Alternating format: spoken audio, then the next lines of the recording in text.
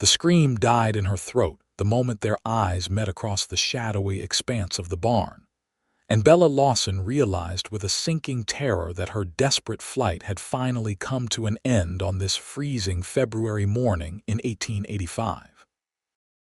She had been running for 3 days straight, her threadbare dress offering little protection against the brutal Wyoming winter, and the warmth of this stranger's barn had seemed like salvation when she had slipped through the door just before dawn.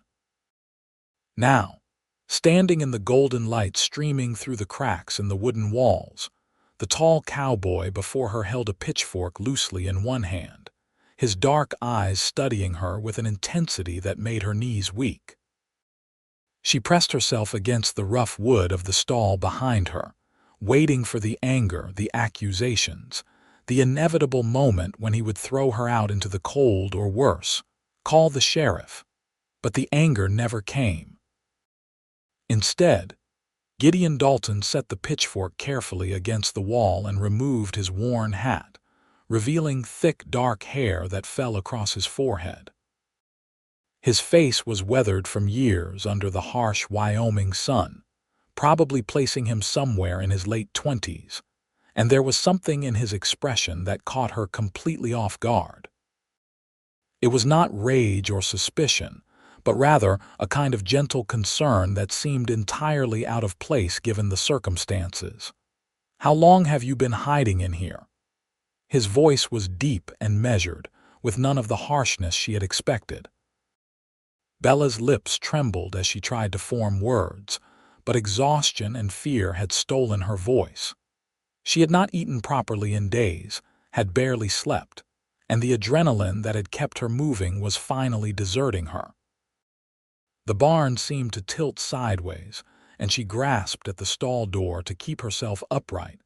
Gideon moved forward quickly, his hands reaching out to steady her before she could collapse. His touch was surprisingly gentle for a man with such calloused hands, and Bella found herself leaning into his strength despite every instinct telling her to flee. She could smell hay and leather, and something distinctly masculine that should have frightened her, but somehow did not. "Easy now," he said softly, guiding her toward a hay bale where she could sit. "When did you last eat?" The question was so unexpected, so practical and kind that Bella felt tears spring to her eyes. She had been prepared for violence, for cruelty, for all the things she had learned to expect from men over the past 3 years. She had not been prepared for this quiet consideration from a stranger whose barn she had invaded like a common thief. "I." Her voice came out as barely a whisper. "2 days, I think. Maybe 3. Gideon's jaw tightened, but not with anger. He looked at her more carefully now, taking in the dirt on her face, the tears in her dress, the way her hands shook even though she tried to hide them. She was young, probably no more than 20 or 21, with long dark hair that might have been beautiful if it were not tangled and matted with debris. Her eyes were a striking shade of blue-green, made even more vivid by the dark circles beneath them. "Are you hurt?" he asked. Bella shook her head quickly, though in truth everything hurt. Her feet were blistered and bleeding inside her worn boots, her muscles ached from sleeping on frozen ground, and there was a deep bruise on her ribs from where she had fallen while climbing over a fence in the dark. But these were minor pains compared to what she had escaped from, and she was not about to complain. "Stay here," Gideon said, his tone leaving no room for argument. "I am going to get you some food." Before she could protest or even fully process what was happening, he was striding out of the barn with purposeful steps. Bella sat frozen on the hay bale, her mind racing. This had to be a trick. Men did not simply offer kindness to strange women they found trespassing on their property. There had to be a catch, some hidden cruelty waiting to reveal itself. She should run now while she had the chance, but her body simply would not cooperate. She was too tired, too hungry, too cold. The barn was surprisingly well maintained, she noticed as she looked around. The horses in the stalls were sleek and healthy. The tack hung neatly on the walls, and everything had the air of being cared for by someone who took pride in their work. Through the open door, she could see a modest ranch house about 50 yards away, smoke rising from its chimney into the gray winter sky. The land beyond stretched out in rolling hills covered with snow, beautiful and desolate in equal measure. Rock Springs, Wyoming was not a large town, but it had grown steadily over the past few years thanks to the railroad and the coal mines. Bella had stumbled into it the previous evening, desperate and half-frozen, and had wandered the outskirts until she found this barn. She had not meant to fall asleep in the hay, had planned to move on before anyone discovered her, but exhaustion had claimed her the moment she felt something soft beneath her. True to his word, Gideon returned within 10 minutes, carrying a plate piled high with food and a steaming cup of what smelled like coffee. Bella's stomach cramped painfully at the sight, and she had to force herself not to lunge at the offerings like an animal. "Here," he said, handing her the plate and cup before settling himself on another hay bale a respectful distance away. "Take your time. There is plenty more if you are still hungry." The plate held eggs, bacon, biscuits with butter, and even a small portion of fried potatoes. It was more food than Bella had seen in weeks, and she had to blink back tears as she picked up the fork. She tried to eat slowly, to maintain some shred of dignity, but her hunger was too powerful. Within minutes, she had devoured everything, barely tasting it in her desperation to fill the aching void in her stomach. Gideon watched her without speaking, his expression unreadable. When she finally set the empty plate aside and wrapped her hands around the warm coffee cup, he leaned forward slightly, resting his forearms on his knees. "What are you running from?" The question was direct, but not unkind. Bella stared down into her coffee, watching the steam rise in delicate spirals. She had practiced her story during her flight, had prepared lies and half-truths that might gain her sympathy without revealing too much.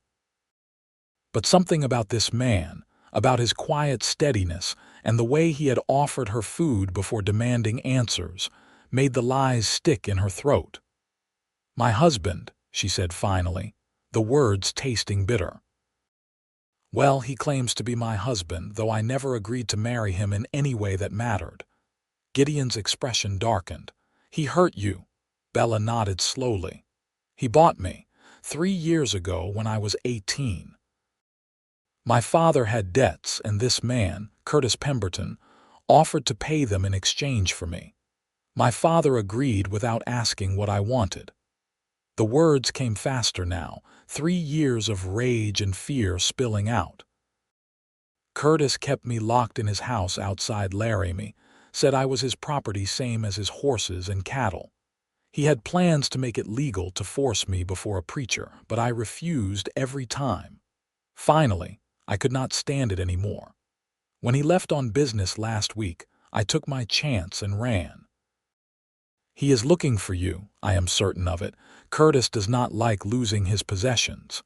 Bella's hands tightened around the coffee cup. "I am sorry for trespassing. I will leave now. I do not want to bring trouble to your door." She started to stand, but Gideon raised a hand. "Sit down. You are not going anywhere in your condition." "But no buts." His voice was firm but still gentle. "You need rest, proper food, and those boots you are wearing need to be replaced before you lose your toes to frostbite. Besides, if this Curtis fellow is hunting for you, wandering around in the open is the worst thing you could do." Bella stared at him, unable to comprehend this unexpected kindness. "Why are you helping me? You do not know me. I broke into your barn." Gideon was quiet for a long moment, his gaze distant. "My mother ran from my father when I was 10 years old," he said finally. "He was a mean drunk who beat her regularly. She took me and my sister, and we traveled for months before we found a place where he would not find us. Along the way, people helped us, gave us food, shelter, asked no questions. My mother always said that kindness saved our lives. He focused on Bella again, and she saw old pain in his eyes. She died 5 years ago, but I remember what she taught me. When someone needs help, you give it. Bella felt something crack open inside her chest, some hard protective shell she had built around herself. She had been running for so long, trusting no one, expecting betrayal at every turn. The idea that this stranger might actually mean what he said seemed impossible, yet she found herself wanting desperately to believe him. "I do not have money to pay you," she said quietly. "Did I ask for money?" Gideon stood and picked up the empty plate. "There is a small room in the back of the house. Used to be my sister's before she married and moved to Cheyenne. You can stay there while you recover your strength. After that, if you want to move on, I will help you however I can. If you want to stay in Rock Springs, I know people who might have worked for you. Your choice." Just like that, just like that. He headed toward the barn door, then paused and looked back. "Name is Gideon Dalton, by the way. Most folks just call me Gideon." "Bella," she said. "Bella Lawson." "Nice to meet you, Bella Lawson. Now come on up to the house and let us get you properly settled. Those hands need tending, and you look like you could sleep for a week." Walking from the barn to the house felt surreal. The cold morning air bit at Bella's cheeks, but the short distance seemed monumental after days of trudging through snow and mud. Gideon matched his pace to hers, close enough to catch her if she stumbled, but not so close as to make her uncomfortable. She appreciated that more than she could say. The inside of the house was simple but clean, with sturdy furniture and a warmth that came from more than just the fire crackling in the stone fireplace. The main room served as both kitchen and living area, with a table, chairs, and a stove that radiated blessed heat. A doorway led to what must be a bedroom, and a narrow staircase climbed to what might be a loft. "Room is through here," Gideon said, leading her to a door she had not noticed, tucked beside the fireplace. It opened to reveal a small but comfortable space with a bed, a dresser, and a window that looked out over the snowy hills. The bed had a real mattress and several thick quilts, and Bella thought it might be the most beautiful thing she had ever seen. "My sister left some clothes in the dresser," Gideon continued. "You are welcome to anything that fits. I will heat water for a bath if you would like." "A bath?" Bella nearly sobbed at the thought. "That would be wonderful, thank you. All right then. You rest for a bit while I get things ready." He left, closing the door gently behind him, and Bella stood alone in the small room feeling as though she had stumbled into some kind of dream. She moved to the bed and sat down carefully, half expecting it to disappear like smoke, but it remained solid and real beneath her. The quilts were soft, clearly made by loving hands, and she ran her fingers over the intricate stitching. Through the door, she could hear Gideon moving around, the sound of water being poured, the scrape of metal on the stove. Normal, domestic sounds that should have been comforting, but instead made her anxious. She kept waiting for the other shoe to drop, for Gideon to reveal his true intentions, but as the minutes passed and nothing happened, she began to let herself relax by small degrees. True to his word, Gideon soon had a bath ready for her in a large metal tub near the fire. He had hung blankets to create a private screen, and he left fresh clothes folded on a chair along with a rough towel and a bar of soap. "Take as long as you need," he called from somewhere outside. "I have work to do in the barn. Just leave the dirty clothes outside the door and I will see about washing them." Bella waited until she heard the front door close before emerging from the small room. The bath looked like heaven, steam rising invitingly from the water's surface. She undressed quickly, wincing at the state of her body. Bruises in various stages of healing covered her arms and legs, testament to her desperate flight through rough country. Her feet were even worse, bloody and raw from walking in boots that had worn through at the soles. The hot water stung at first, making her gasp, but as she slowly lowered herself in, the pain gave way to relief so intense it made her dizzy. She scrubbed away layers of dirt and fear, watching the water turn gray and not caring. The soap smelled like lavender, clean and fresh, and she washed her hair 3 times before she felt truly clean. By the time she finally emerged from the bath, pruned and exhausted, she felt like a different person. The clothes Gideon's sister had left behind fit reasonably well. A simple work dress in dark blue cotton with a warm wool sweater. There were even thick socks, which Bella pulled on gratefully despite the protests from her damaged feet. She found bandages in the dresser drawer and wrapped her feet as best she could, then crawled into the bed fully intending to wait just a few minutes before getting up. But the moment her head touched the pillow, sleep claimed her with a force that could not be denied. When Bella woke, the light coming through the window had changed, suggesting it was late afternoon. She lay still for a moment, disoriented before memory came flooding back. Gideon's barn, his unexpected kindness, the bath and bed and safety of these 4 walls. For the first time in 3 days, she had slept without nightmares, without jerking awake at every sound. She rose slowly, testing her feet and finding them still painful but manageable. In the main room, she found Gideon sitting at the table, writing something in a worn leather journal. He looked up when she entered and a small smile touched his lips. "You look better," he observed. "I feel human again," Bella admitted. "Thank you for all of this. I still do not understand why you are being so kind, but I am grateful." Gideon set down his pen and gestured to the chair across from him. "Sit. Are you hungry?" "Starving," she confessed. He rose and moved to the stove where a pot of something that smelled delicious was simmering. "Beef stew. Nothing fancy, but it is hot and filling." He ladled out 2 generous bowls and brought them to the table along with fresh bread and butter. They ate in companionable silence for a while, and Bella found herself stealing glances at her host. In the better light of the house, she could see him more clearly. He was handsome in a rugged way, with strong features and a solid build that spoke of hard physical work. His hands were scarred and calloused, but she had already learned they could be gentle.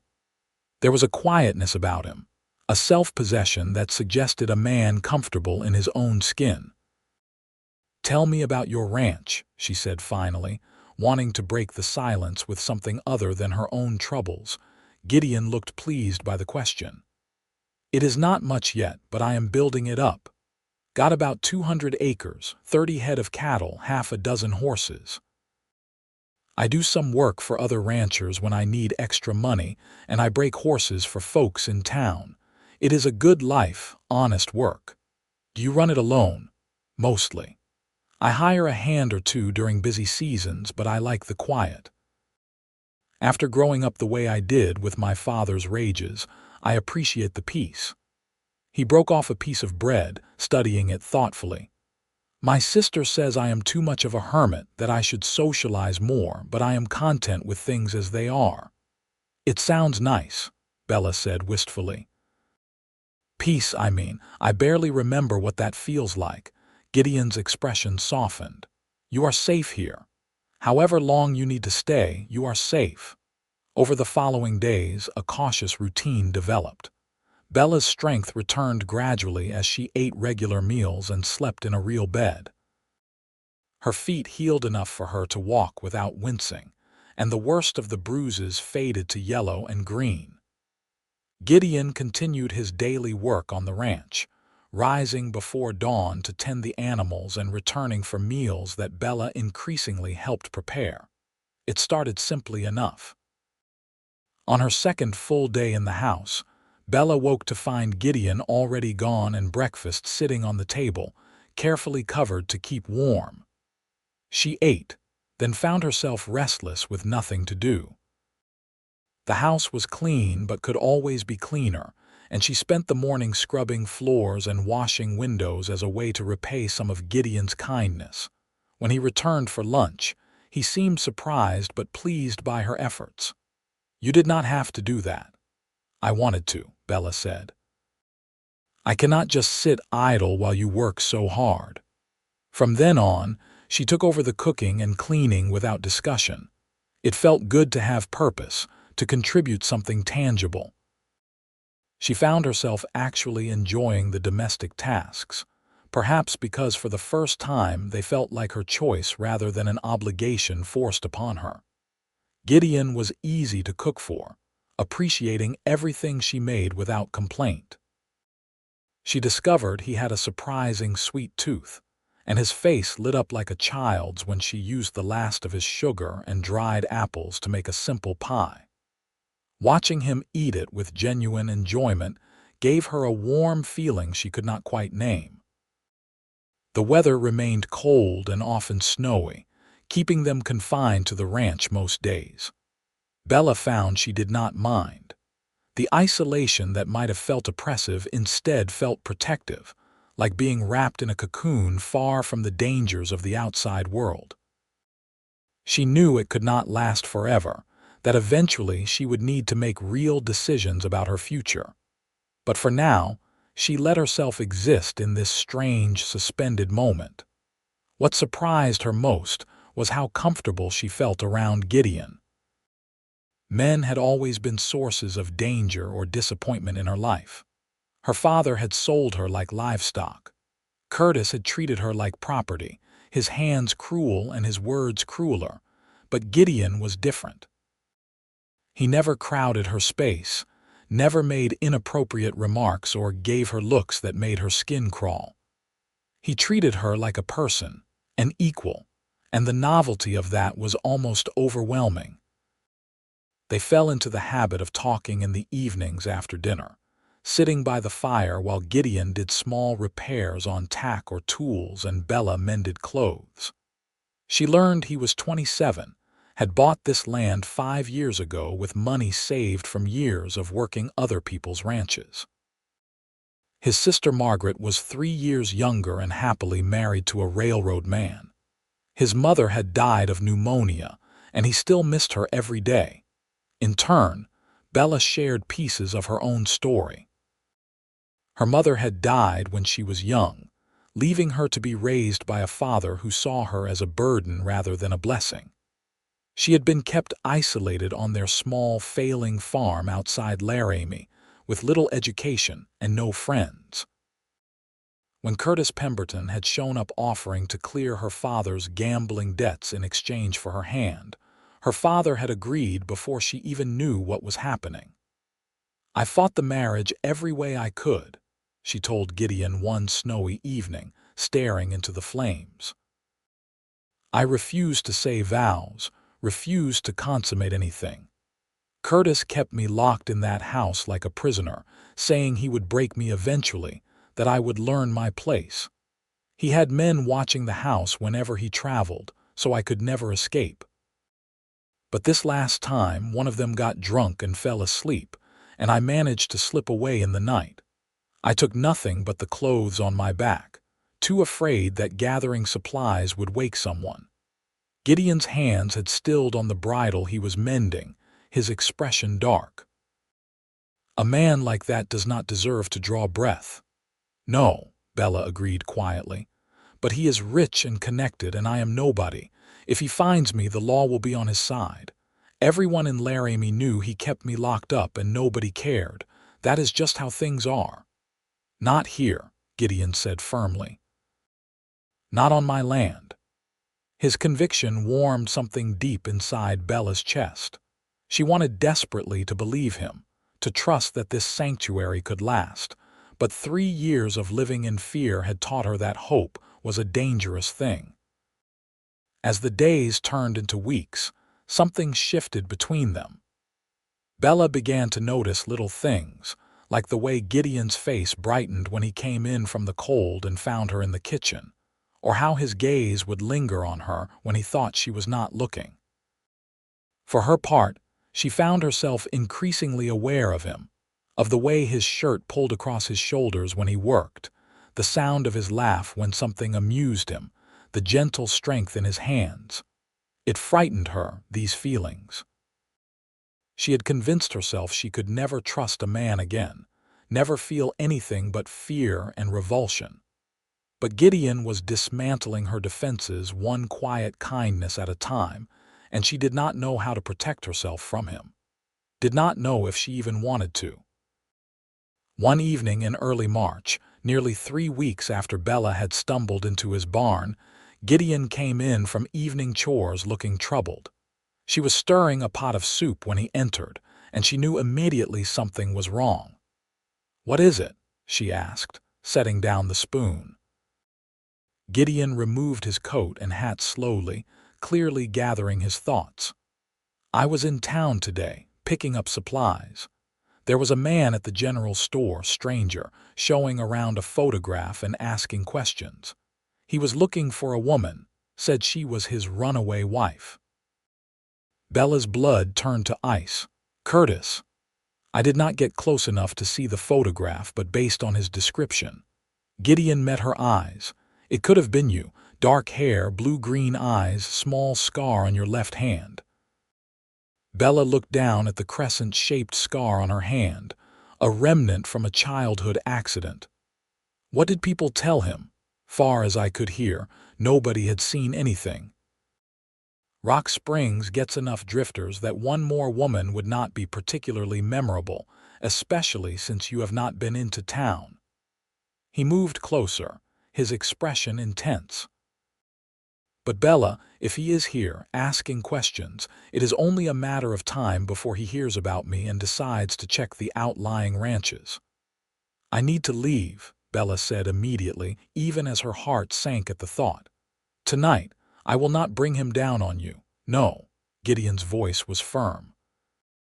"You are not running again, not alone, not in your condition. I am fine now, you have done more than enough. I am not letting you go." The words came out forceful, and Gideon seemed to surprise himself with their intensity. He took a breath and continued more softly. "What I mean is, there has to be another way. Running will just put you right back where you started, hungry and cold and scared. We need a real solution." "There is no solution," Bella said bitterly. "Curtis has the law on his side, he has money, he has power. What do I have? Nothing. You have me." The simple statement hung in the air between them. Bella stared at Gideon, her heart pounding. "You cannot fight him. He will destroy you. Let him try." Gideon stepped closer, and Bella could see the determination in his eyes. "I have been thinking about this, about what we could do. The thing is, his claim on you is that you are his wife, even though you never agreed to it. But if you were actually married to someone else, legally and properly, his claim would be void." It took Bella a moment to understand what he was suggesting. When she did, her breath caught. "You mean marry you? It would be a practical arrangement," Gideon said quickly. "Just on paper to protect you. You would not have to. I mean, we could maintain separate rooms, separate lives. But as my wife, you would have legal protection. Curtis could not touch you." Bella's mind raced. It was a logical solution, she could see that, but it also felt impossibly complicated. "Gideon, I cannot ask you to do that. You barely know me. What if you meet someone you actually want to marry? I am 27 years old and perfectly content on my own," Gideon said. "I am not looking for romance. But I am also not willing to send you back out into the world alone when I can do something to help." He paused, and something flickered across his face. "Unless you are opposed to the idea, I would understand if you do not want to tie yourself to me, even in name only." Bella looked at this man who had shown her nothing but kindness, who was now offering her safety at potential cost to himself. The practical part of her brain screamed that this was the answer, that she would be a fool to refuse. But another part, the part that had learned to fear men and their motives, whispered warnings. Still, what choice did she have? Return to running, to sleeping in barns and going hungry. Eventually Curtis would find her, or she would freeze in some lonely place, or any number of other terrible ends would find her. At least this way she would have legal protection and a home. "All right," she said quietly. "If you are sure, then yes, I will marry you." Relief washed over Gideon's features. "We should do it soon, before Curtis has a chance to dig deeper. I will ride into town tomorrow and speak with Reverend Mitchell. He is a good man, discreet. We can have a simple ceremony, just us and a couple of witnesses." 2 days later, Bella stood in the small church at the edge of Rock Springs wearing a borrowed dress that had been hastily altered to fit her. Gideon stood beside her in his one good suit, looking uncomfortable but determined. Reverend Mitchell, a kindly man in his 50s with wire-rimmed spectacles, read through the marriage ceremony with a gentle voice. The witnesses were Gideon's friend Thomas, a rancher from a neighboring property, and Thomas's wife Sarah, a plump, cheerful woman who had embraced Bella with genuine warmth when they were introduced. Neither had asked awkward questions, merely accepted Gideon's brief explanation that he and Bella wanted a quiet wedding. When it came time to exchange vows, Bella felt her hands trembling. This was nothing like the nightmare she had endured with Curtis, the forced ceremonies she had refused to complete. This time, she was choosing, even if the circumstances were far from ideal. She looked into Gideon's eyes and saw only steadiness and reassurance there. "I do," she said clearly when the moment came.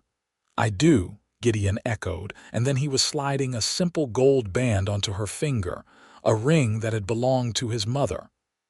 "I now pronounce you man and wife," Reverend Mitchell said with a smile.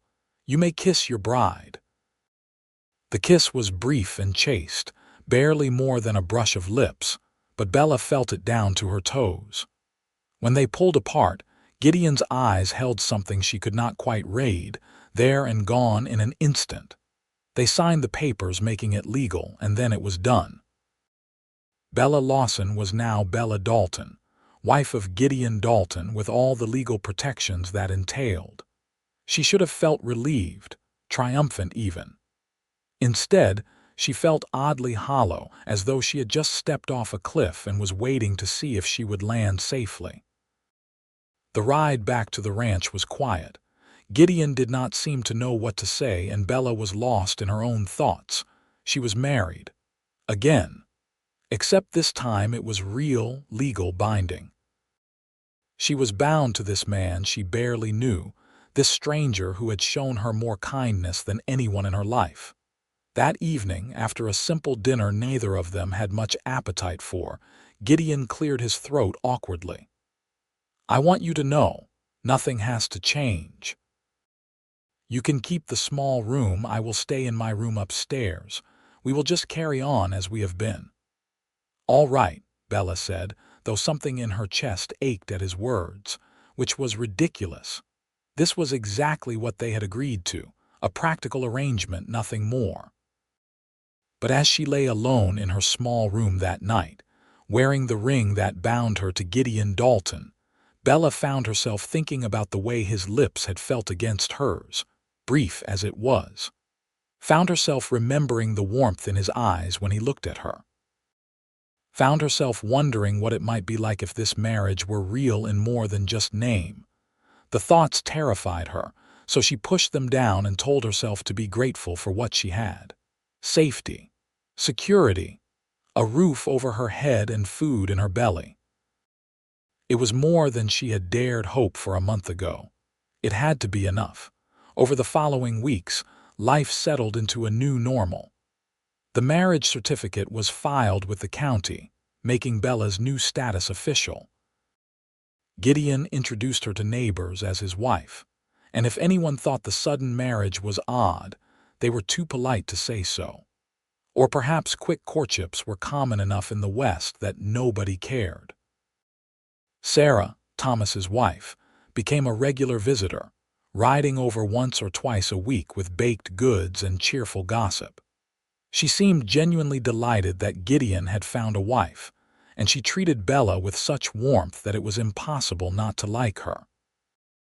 "I always worried about Gideon out here alone," Sarah confided one afternoon while they were kneading bread together. "He is such a good man, but so isolated. I am glad he has you now." Bella smiled and said nothing, uncomfortable with the deception. Sarah clearly thought this was a love match, and Bella did not have the heart to correct her. What made it worse was that the lines between their arrangement and something real were beginning to blur. Bella caught herself watching Gideon more often, noticing the way his hair curled slightly at his neck when it got too long, the rare but beautiful smile that transformed his whole face, the careful way he handled animals and tools alike. She found reasons to touch him in passing, a hand on his shoulder, fingers brushing as they passed plates at dinner, and Gideon, for his part, seemed equally affected. His gaze followed her around the house, and sometimes she would catch him staring with an expression that made her breath catch.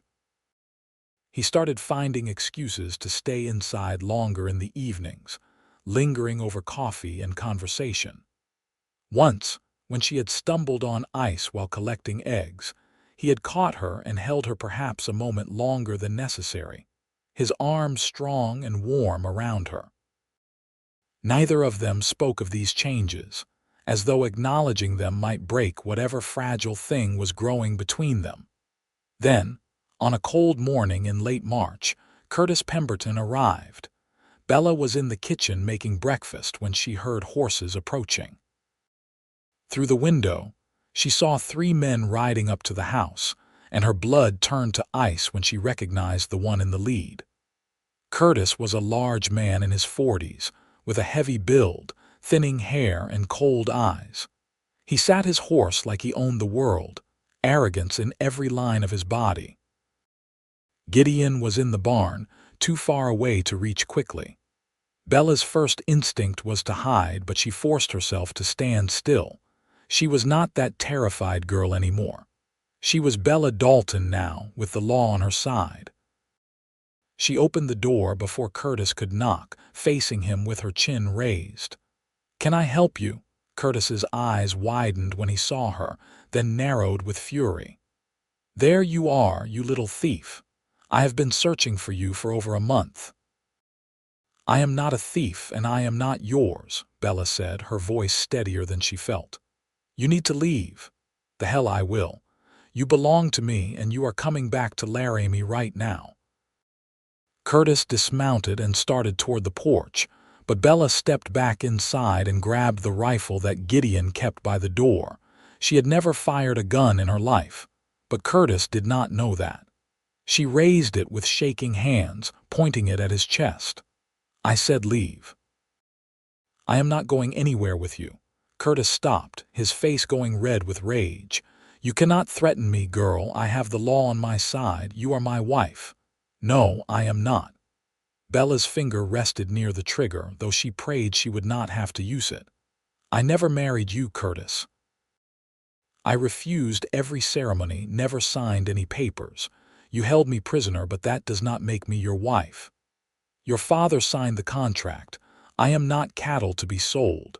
Bella's voice rose. "And even if I were, it does not matter now. I am married to someone else. Legally married, with all the papers properly filed." Curtis stared at her, clearly not believing what he was hearing. "You are lying." "She is not." Gideon's voice came from behind Curtis, and Bella had never been so relieved to hear anything in her life. He must have heard the commotion and come running from the barn. He stood there now, also armed, his rifle pointed at Curtis with far more confidence than Bella's shaking hands could manage. "Who the hell are you?" Curtis demanded. "Gideon Dalton. And that woman you are threatening is my wife." Gideon's voice was cold as winter steel. "Now get off my property." "That is impossible. She has been with me, she has been with me." Gideon interrupted. "We were married 3 weeks ago by Reverend Mitchell, right here in Rock Springs, all legal and proper, filed with the county. You want to check, you go ahead. But right now, you are trespassing and threatening my wife, and I am well within my rights to shoot you where you stand." Curtis looked between them, his face mottled with rage and confusion. Bella could see him trying to calculate his next move, trying to figure out if this was some kind of trick. But Gideon's stance was utterly confident, and the rifle in his hands never wavered. "This is not over," Curtis finally spat. "I will go to the sheriff, have this whole thing investigated. You do that," Gideon said pleasantly. "Tell Sheriff Morrison that Gideon Dalton says hello. We served together in the Army, did I mention that? Good friends. I am sure he will be real interested to hear about how you kept a woman prisoner for 3 years. It was a bluff. Bella was almost certain. Gideon had never mentioned serving in the Army or being friends with the sheriff. But Curtis did not know that, and doubt flickered across his face. "Get on your horse," Gideon continued, his voice hardening. "Ride back to Laramie and do not come back. Bella is under my protection now, and I protect what is mine." For a long, tense moment, Bella thought Curtis might try something violent. His hand moved toward his hip where she could see a pistol holstered, and she tightened her grip on her own rifle. But then one of the men with Curtis, a lean cowboy with nervous eyes, cleared his throat. "Boss, maybe we should go. If she is really married to someone else legally, then you got no claim." Curtis shot the man a venomous look, but reason seemed to be penetrating his rage. He looked back at Bella, and she saw something nasty in his expression. "Fine, keep the worthless bitch. She was never any good anyway, cold as a fish. I only wanted her because her father owed me, but she is more trouble than she is worth." The words were meant to wound, and they did, but Bella refused to show it.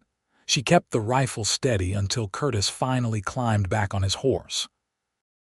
He and his men rode off without another word, and Bella watched until they disappeared over the hills before she finally lowered the weapon. Her hands were shaking so badly she nearly dropped the rifle. Gideon took it gently from her and leaned it back against the wall, then wrapped his arms around her. Bella collapsed against his chest, not crying but trembling with reaction. "You did so well," Gideon murmured into her hair. "You were so brave." "I was terrified," Bella admitted. "Brave is being terrified and standing your ground anyway." He pulled back enough to look at her face, his hands cupping her cheeks. "He is gone, Bella. He cannot touch you now. You are safe. Because of you." Bella looked up at him, seeing her protector, her husband, this man who had given her everything and asked for nothing in return. "You saved me, Gideon, not just from Curtis, but from everything. I do not know how to thank you. You do not need to thank me." His thumbs stroked her cheeks, and his gaze dropped to her lips. "Bella, He did not finish the sentence, but he did not need to. Bella saw it in his eyes, felt it in the way his hands cradled her face with such tenderness. This was not part of their practical arrangement. This was something else entirely. She rose on her toes and kissed him. This kiss was nothing like the brief peck at their wedding. This was real and deep and full of all the feelings Bella had been trying to deny for weeks. Gideon responded immediately, his arms tightening around her, one hand sliding into her hair. He kissed her like a man dying of thirst who had finally found water, and Bella matched his intensity with her own. When they finally broke apart, both breathing hard, Gideon rested his forehead against hers. "I am sorry. I said this would just be an arrangement, that I would not expect anything. I do not want an arrangement anymore," Bella interrupted. "I want this to be real. I want you, Gideon." "If you want me." "Want you?" Gideon laughed, a slightly wild sound. "Bella, I have been half out of my mind wanting you, trying to be honorable, trying to give you space when all I wanted was to hold you like this." But I did not want to pressure you, did not want you to feel trapped or obligated. Bella silenced him with another kiss. I do not feel trapped. I feel safe. I feel cared for. And I feel things for you that I never thought I would feel for any man. She pulled back enough to meet his eyes. Curtis was wrong about me being cold. I think I was just frozen, locked away where nothing could touch me. But you thawed me out, Gideon. You made me feel human again. Bella, he breathed her name like a prayer, and then he was kissing her again, deeper this time. His hands moved over her back, her waist, learning the shape of her through her dress. Bella's own hands explored the solid strength of his shoulders, the muscles of his arms, all the places she had wanted to touch for weeks. They might have stayed there on the porch indefinitely if Gideon had not suddenly pulled back with visible effort. Wait, we should do this properly. You deserve better than being tumbled in the doorway. Bella laughed, feeling light and giddy in a way she had never experienced. I am your wife, Gideon, we are allowed. I know, but… He took a breath, visibly collecting himself. I want to do right by you, court you properly, even if we are doing it backwards. Court me, Bella raised an eyebrow. Yes. Take you to dinner, go for walks, all the things couples do when they are falling in love. He paused. Because I am falling in love with you, Bella. Probably have been since you stood in my barn looking terrified and defiant all at once. I just did not want to admit it because I thought you could never feel the same.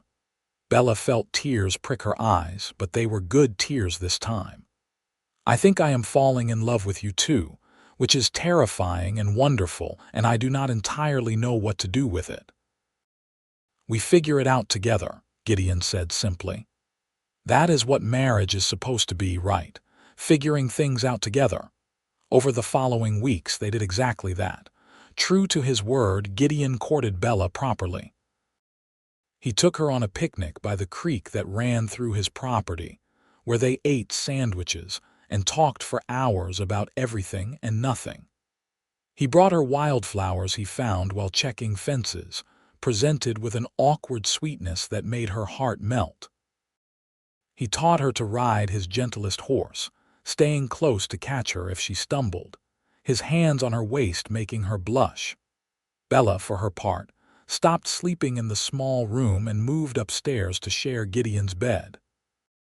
The physical intimacy between them grew gradually, with a patience and gentleness from Gideon that erased her fears.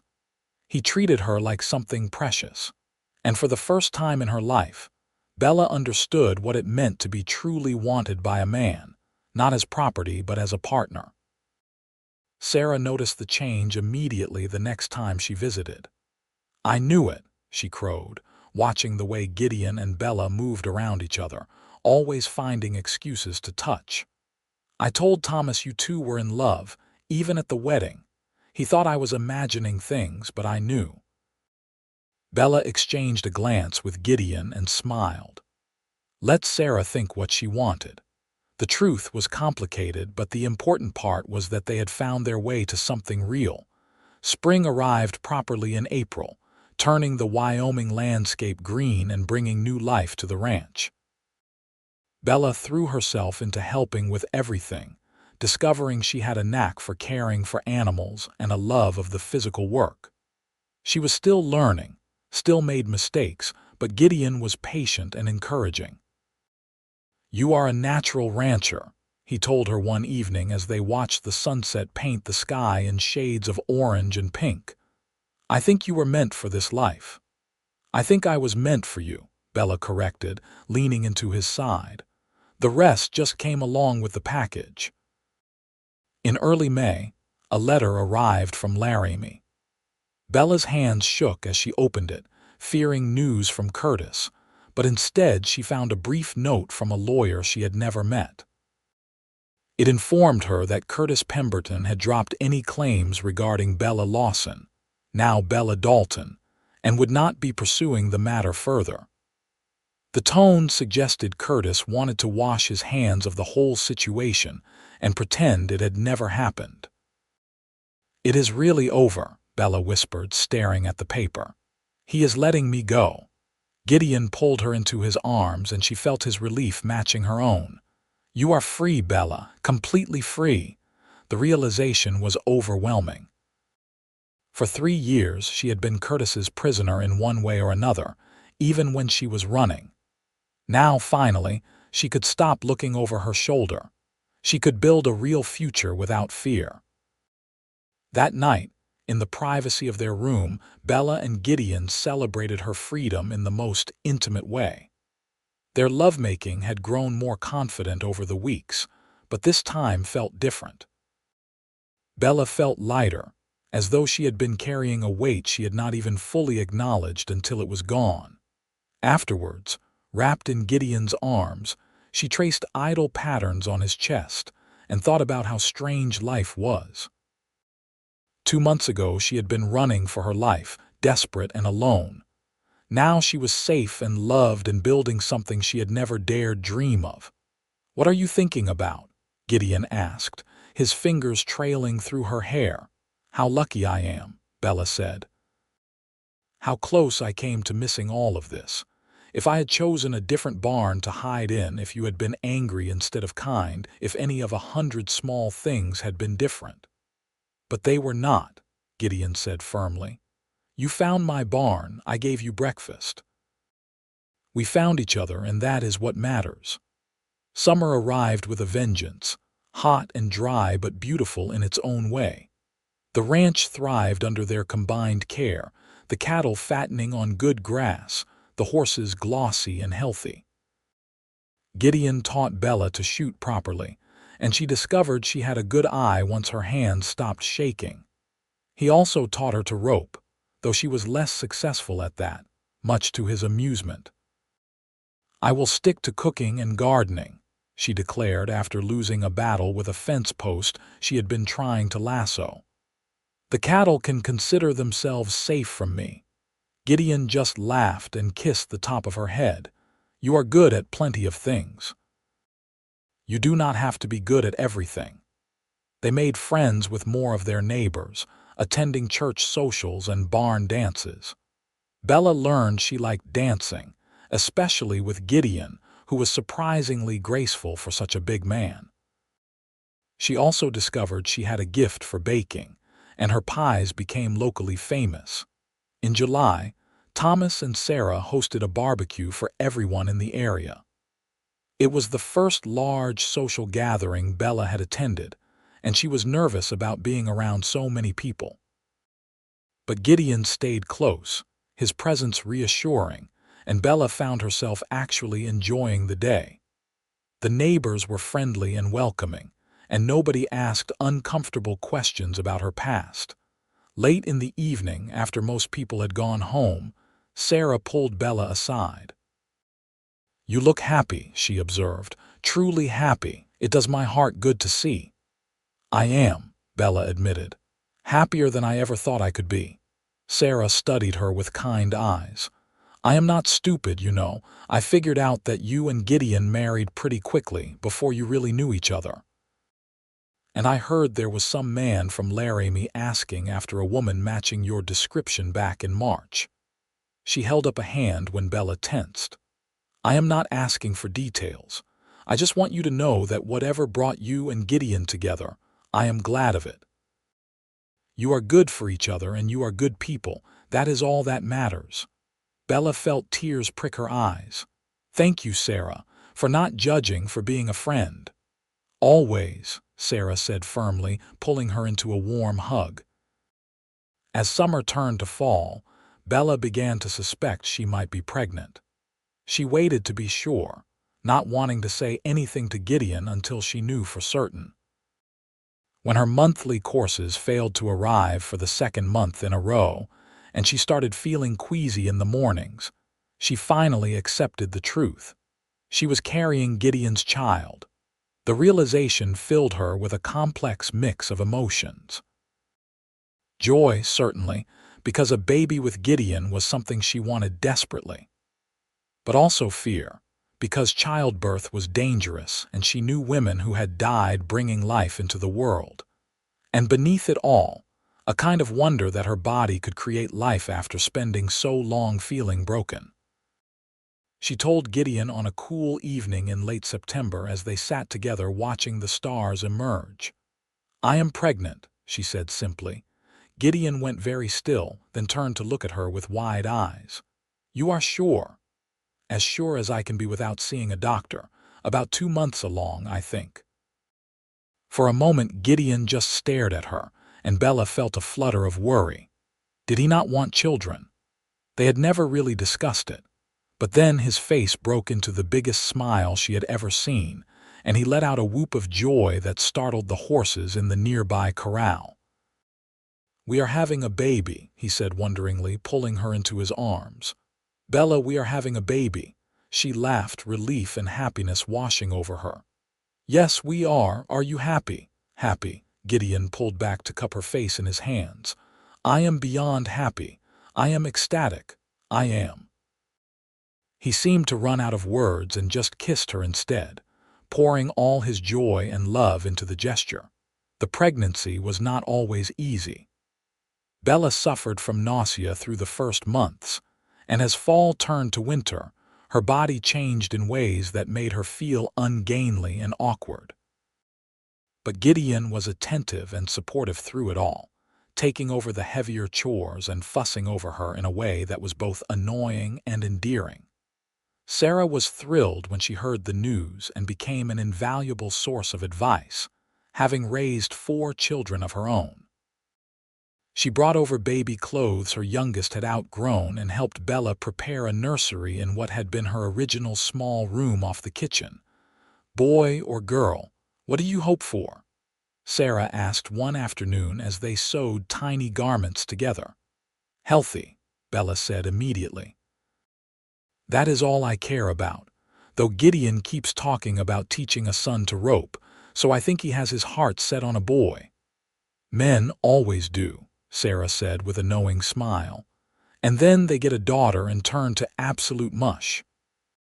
Christmas that year was special in a way Bella had never experienced. She and Gideon cut down a small pine tree and decorated it with strings of popcorn and dried apple slices. They exchanged simple gifts, practical things made meaningful by the love behind them. Bella gave Gideon a new shirt she had sewn herself, and he gave her a rocking chair he had built, perfect for soothing a baby. "For the nursery," he explained, looking almost shy. "I thought you could use it when the baby comes." Bella ran her hands over the smooth wood, tears in her eyes. "It is perfect. You are perfect."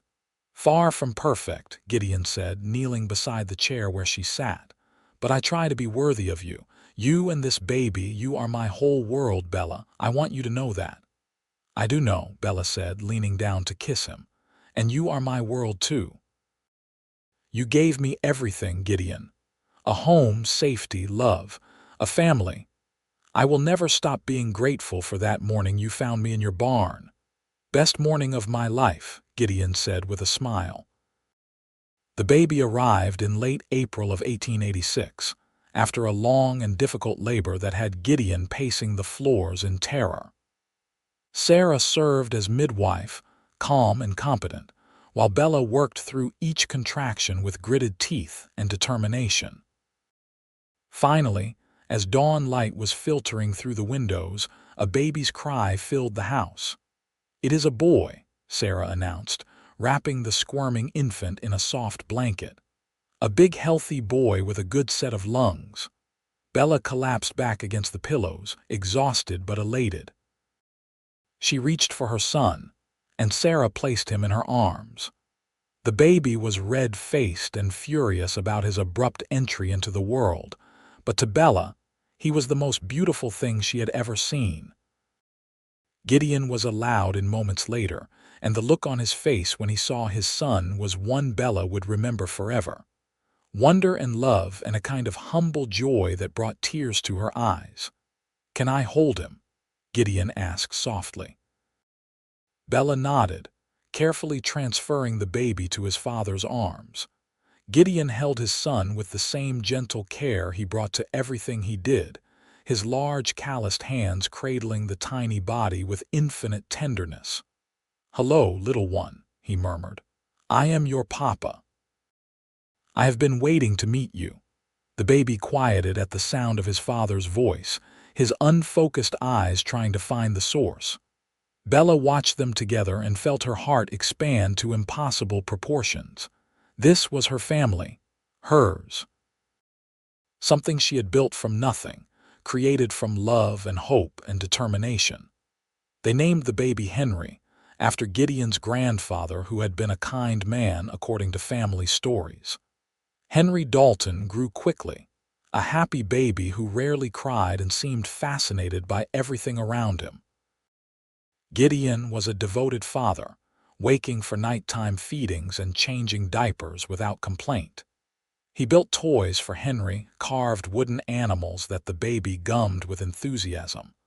Life settled into a new rhythm, busier and louder than before, but infinitely richer. The ranch continued to prosper, and they were able to expand their herd and purchase more land. Bella worked hard alongside Gideon when she could, and they hired a part-time hand to help with the heaviest work so she could focus on Henry. On their first wedding anniversary, Gideon surprised Bella with a picnic by the creek, the same spot where he had courted her properly a year before. Sarah volunteered to watch Henry for the afternoon, giving them rare time alone. "1 year," Gideon said, pouring cider into tin cups. "Sometimes it feels like a lifetime, and sometimes it feels like just yesterday that I found you in my barn." "Both," Bella agreed, accepting her cup. "So much has happened, so much has changed, but the important things have stayed the same. You are still the kindest man I know, and I still love you more every day." "I love you too," Gideon said. "More than I knew I could love anyone. You and Henry, you make everything worthwhile." They talked about their dreams for the future, maybe more children if they were blessed. Expanding the ranch further. Growing old together on this land they had built into a home, simple dreams but meaningful ones. "I never thought I would have this," Bella admitted, leaning against Gideon's shoulder. When I was hiding in your barn, I could not imagine a future that did not involve fear and pain. You gave me hope again, Gideon. You gave me everything." "We gave each other everything," Gideon corrected. "I was just existing before you came along, going through the motions of life. You made me want to really live again, made me remember what it felt like to care about someone beyond myself." As the sun set over the Wyoming hills, painting the sky in brilliant colors, Bella thought about the journey that had brought her here. The pain and fear of her past felt distant now, faded like an old photograph. What mattered was the present, this moment, this man beside her and the child waiting for them at home. 2 more children followed Henry over the next years. A daughter they named Margaret after Gideon's sister, born in the spring of 1888. She had Bella's eyes and Gideon's smile, and she wrapped her father around her tiny finger from day one. Then another son, James, born in the fall of 1890, who was quieter than his siblings but blessed with a gentle nature that reminded Bella of his father. The ranch grew with the family, becoming one of the most successful in the area. Gideon's reputation as an honest man and skilled rancher spread, and people sought his advice and partnership. Bella became known for her kindness, always ready to help a neighbor in need, and for the garden she cultivated that produced vegetables enough to share with half the county. On a warm summer evening in 1895, 10 years after Bella had first stumbled into Gideon's barn, they sat together on the porch watching their children play in the yard. Henry, now 9, was teaching 7-year-old Margaret to throw a rope while 5-year-old James watched with serious concentration. "Think about where we were 10 years ago," Gideon mused, his arm around Bella's shoulders. "You were terrified and running for your life. I was lonely and convinced I would spend my whole life alone. Look at us now." "I know," Bella said softly. "Sometimes I still cannot believe this is real. That I get to have this life, this family, that I found you." "I am the one who found you," Gideon pointed out with a smile. "Hiding in my barn, looking like you expected me to shoot you on sight. You offered me breakfast instead," Bella remembered. "That was the moment everything changed. You could have been angry, could have thrown me out, but you showed me kindness. You saw me as a person, not a problem or an object. You saved my life, Gideon." "And you saved mine," Gideon replied. "Maybe not in as obvious a way, but you did. You brought light and laughter and love into a house that had none of those things. You gave me a family, a purpose beyond just surviving day to day. We saved each other, Bella." Bella turned to kiss him, a kiss full of 10 years of love and partnership. When they pulled apart, Margaret was watching them with her nose wrinkled. They are kissing again," she announced to her brothers. "You will understand when you are older," Henry said with the wisdom of his 9 years, making both parents laugh. As the stars began to emerge in the darkening sky, Bella thought about the girl she had been. That frightened, broken young woman who had expected nothing but cruelty from life. She wished she could go back and tell that girl what was waiting for her. Tell her that the man she would meet in that barn would become her whole world, that she would find love and safety and a home that was truly hers. But perhaps it was better this way, not knowing. Perhaps the journey from that dark place to this bright one was necessary, every hard step making her appreciate what she had found all the more. "What are you thinking about?" Gideon asked, reading her expression. "How grateful I am," Bella said simply, "for all of this. For you, for our children, for every single day I get to wake up next to you. I am grateful for the girl I was and the woman I became. But most of all, I am grateful for the man who found me hiding in his barn and offered me breakfast instead of anger." Gideon smiled and pulled her closer. "Best breakfast I ever made." "Best breakfast I ever ate," Bella agreed. They sat together as night fell over their ranch, their children's laughter filling the air, their future stretching out before them bright with promise. The past was behind them, its shadows faded to distant memory. What remained was love, family, and the life they had built together from nothing but hope and determination. It was more than enough. It was everything. Years continued to pass, each one adding new layers to their story. The children grew strong and capable, learning to work the ranch alongside their parents. Henry developed his father's skill with horses, while Margaret surprised everyone with her head for numbers and business sense. James, the quiet one, turned out to have a gift for healing and spent much of his time helping injured animals recover. Gideon's hair started showing gray at the temples, and Bella found laugh lines appearing at the corners of her eyes. They wore these marks of time with pride, each one a testament to years lived fully and joyfully. The ranch prospered through good years and bad, their hard work and dedication seeing them through droughts and harsh winters. Sarah and Thomas remained close friends, their own children growing up alongside the Dalton children. Margaret Dalton, Gideon's sister, visited regularly from Cheyenne with her growing family, and she and Bella formed a bond that felt as strong as blood. The community they had built around themselves was tight-knit and supportive, the kind of thing Bella had never experienced in her difficult childhood. Sometimes, late at night when the house was quiet, Bella would lie awake and marvel at the path her life had taken.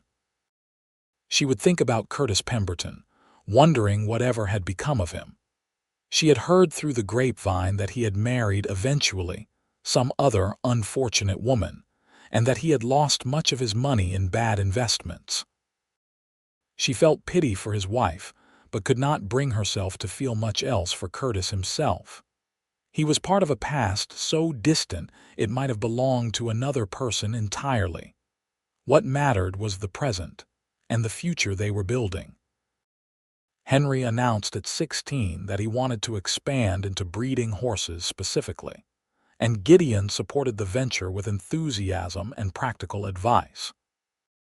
Margaret declared at 14 that she wanted to learn bookkeeping properly and perhaps start a business helping other ranches with their accounts. James, at 12, was already talking about becoming a veterinarian, though that would require schooling they would have to plan for carefully. "Listen to them," Bella said to Gideon one evening as the children debated their futures over dinner. "So confident, so full of dreams. They never had to doubt they were loved or safe or wanted." "That is your doing," Gideon said. "You made sure they grew up knowing they were valued." "You broke the cycle, Bella. Your children will never know the fear and loneliness you experienced." It was true, and it filled Bella with a fierce pride. She had taken her pain and turned it into something beautiful, had made sure her children grew up in a home filled with love and support. That was a legacy worth leaving. On their 15th anniversary, Gideon presented Bella with a beautiful necklace he had commissioned from a jeweler in Cheyenne. It was a simple gold chain with a small pendant shaped like a barn. "So you never forget where we started," he explained as he fastened it around her neck. Bella touched the pendant, tears in her eyes. "I could never forget. That barn that morning, that moment you chose kindness over anger, it changed everything. It gave me my whole life." They renewed their vows that day, standing in the same small church where they had married 15 years before. Their children stood as witnesses, along with Sarah and Thomas, and half the county. This time, when Reverend Mitchell pronounced them man and wife and Gideon kissed her, there was nothing tentative or uncertain about it. It was a kiss between two people who had built a life together, who had weathered storms and celebrated joys, who knew each other's hearts as well as their own. The party afterwards was joyous and loud, with music and dancing and enough food to feed an army. Bella danced with each of her children, with Thomas, with old friends and new. But her favorite dance was the last one, when the guests had gone home and it was just her and Gideon swaying together in their kitchen to music only they could hear. 15 years, she murmured against his chest. "Sometimes it feels like a lifetime, and sometimes it feels like no time at all." "I hope we have at least 15 more," Gideon said. "Maybe 20 or 30 if we are lucky." "However long we get, it will be enough," Bella said, "because every day with you is a gift I never expected to receive."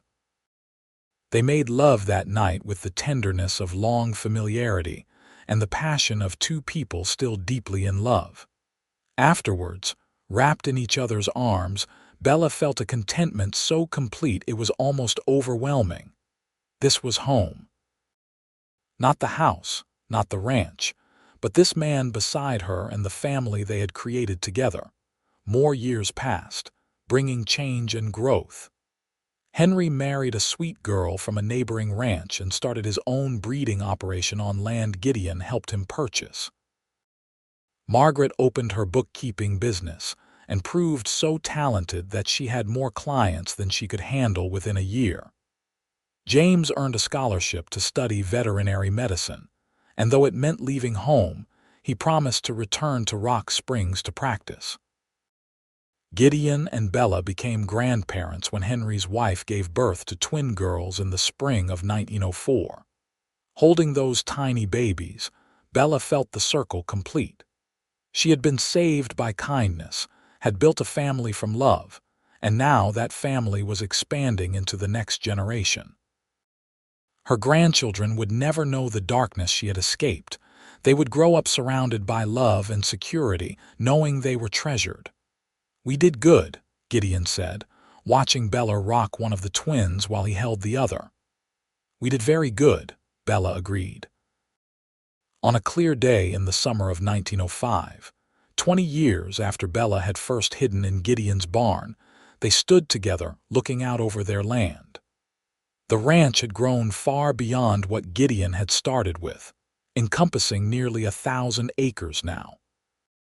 The house had been expanded several times to accommodate their growing family. Cattle and horses dotted the hills, healthy and thriving. 20 years, Bella said softly. 2 decades since the day that changed everything. You ever regret it? Gideon asked. The way things happened, I mean. Starting with fear and necessity rather than courtship and romance, Bella considered the question seriously. No, she said finally, because everything that came after was real. The love we built, the life we created, that was all genuine. Maybe we started from an unusual place, but where we ended up was exactly where we were supposed to be. I love you, Gideon said, pulling her close. I loved you when you were a frightened girl in my barn. I loved you when you stood up to Curtis with a rifle in your shaking hands. I loved you when you brought our children into the world. I love you now, and I will love you until my last breath. And I love you, Bella replied, her voice thick with emotion. You are the best thing that ever happened to me, Gideon Dalton. You taught me what it meant to be loved, to be valued, to be safe. You gave me a family and a home and a future I never dared dream of. Everything good in my life started the day you found me and chose kindness. They stood together as the sun climbed higher in the sky. 2 people who had found each other in the most unlikely circumstances and built something beautiful from it. Their story was not the typical romantic tale. It had started with fear and desperation, with a practical arrangement born of necessity. But what it had become was something far more valuable, a love forged through trust and patience and genuine care. Behind them, the house was full of family. Their children and grandchildren visiting for Sunday dinner, a tradition Bella had instituted years ago and insisted on maintaining. Sarah and Thomas would arrive soon with their brood. There would be laughter and noise, and the beautiful chaos of people who loved each other coming together. But for this moment, it was just the 2 of them. The cowboy who had offered breakfast instead of anger. The woman who had been brave enough to accept that kindness and build a life from it. 2 souls who had saved each other and created something lasting and true in the process. Come on, Gideon said finally, taking her hand. I smell Sarah's famous apple pie, which means they have arrived, and if we do not get inside soon, Thomas will eat it all. Bella laughed and let him lead her back toward the house, toward family and love and home. 20 years ago, she had expected anger when that cowboy found her hiding in his barn. Instead, she had found everything she had ever needed, and more than she had ever dreamed possible. It was a good life. A life worth every hard step it had taken to reach it. And as Bella walked hand in hand with her husband toward a house full of the people they loved, she knew with absolute certainty that she would not change a single thing about the journey that had brought her here. The end.